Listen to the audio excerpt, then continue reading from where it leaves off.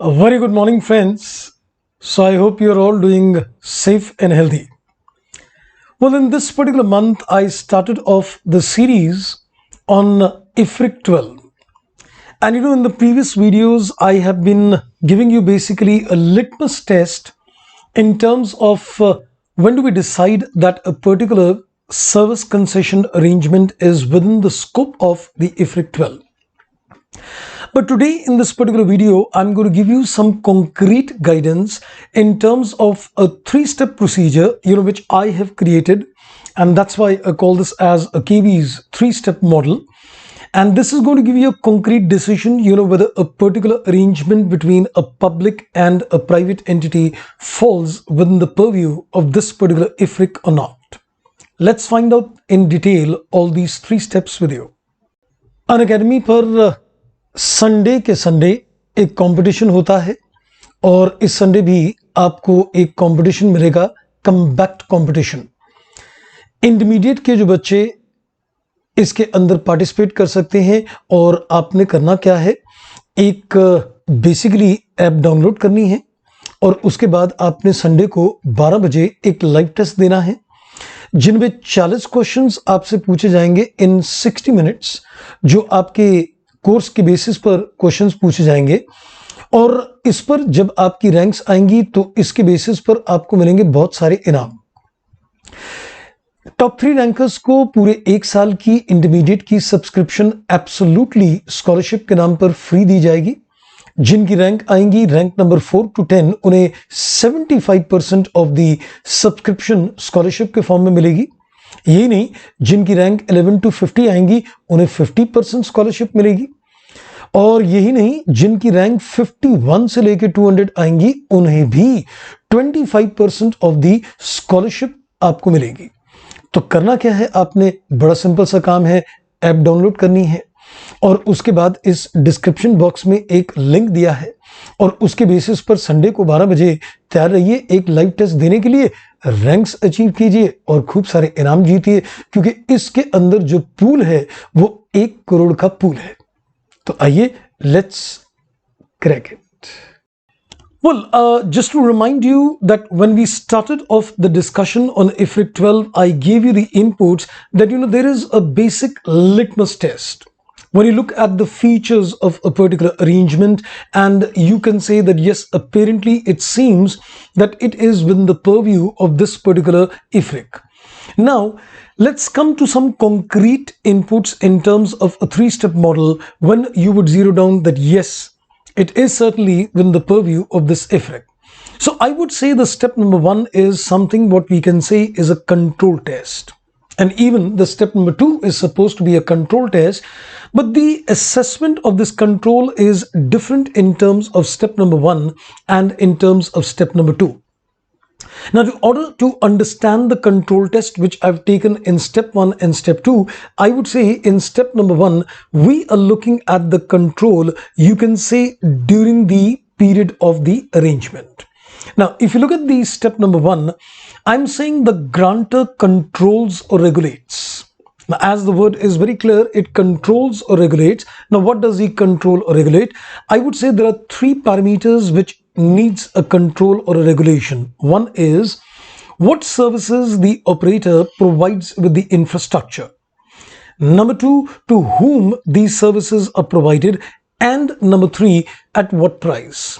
Now, which means there are 3 important elements for the control test. To whom the services are provided, at what price it is provided, and what services are provided. Now, when you say that there is a control or a regulation, well, it doesn't mean that, sometimes there may be a partial regulation as well. But of course, partial regulations could make, things a little difficult in terms of making an assessment. But don't worry, we'll give you some guidance later in some coming videos that once there is a partial regulation in terms of these 3 parameters, then what do we do? So for the time being, let's consider that as far as the operator is concerned, let's say he's got a complete regulation in terms of what service, to whom and at what price. So if you meet the step number 1, the control test is met. then you need to go to the step number 2. Now, if at the very apparent even the first step fails, then it is outside the purview of this ifrit. Now let's have a look at the step number 2. Now, step number 2 is also what I'm going to call this as a control test again. But as I said earlier, the control in terms of step number 1 is more to do with during the tenure of the arrangement. And step number 2 control is more towards, you can say, at the end of the arrangement. Now, what we need to ensure in this particular arrangement is that as far as a grantor is concerned, he gets a significant residual interest in the infrastructure at the end of the arrangement. So either I'm able to prove that at the end of the arrangement he gets a significant residual interest, or I can say that the infrastructure is going to be used in the arrangement for the entire useful life. Now, the question what comes to the mind is, how would I prove that the grantor is supposed to have a significant residual interest in the arrangement? Now, for this particular purpose, you need to basically prove two factors. Number one, you need to first of all prove that as far as the operator is concerned, he has got no practical ability to sell or pledge this infrastructure. That means as far as the operator is concerned, he is restricted to sell or pledge. Similarly, there is another parameter, and that is from the grantor's point of view, that he has got a continuing right of use on that infrastructure. So in order to prove the control test number 2, you need to prove both the aspects. The grantor has got a continuous right of use. The operator is restricted in terms of either selling or you can say pledge of the infrastructure. Here again, if this control test is met, we go to the step number 3. And if this control test is not met, then this ifrix is not applicable. So which means if you look at the step number 1 and the step number 2, the main input in the two steps is the control test.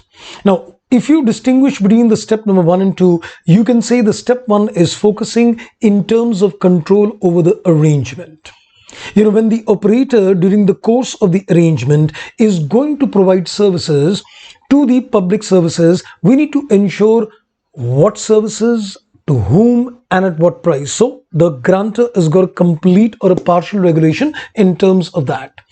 And in terms of step number 2, the control test is focusing on the fact that, at the end of the arrangement, he gets a significant interest in the residual, which I said is based on a twofold parameters: restrictions on the operator to sell or pledge, and you can say on the part of the grantor that he gets a continuous right of use.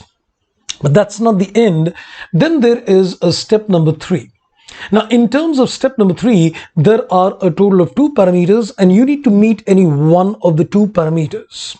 The first parameter is, if you remember, we said that in terms of a service concession arrangement, it could either be a case of a new construction, or it could be a case of, let's say, updation of an existing infrastructure.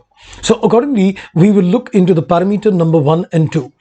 The parameter number 1, we are saying that the infrastructure is constructed or acquired from a third party by the operator for the purpose of the service arrangement. So either you prove that it is a new construction, or the parameter number 2 is that it's an existing infrastructure and the operator has only been given an access for the purpose of the arrangement. So if the third step is finally met, we can say yes, in this particular case, the ifrit becomes applicable.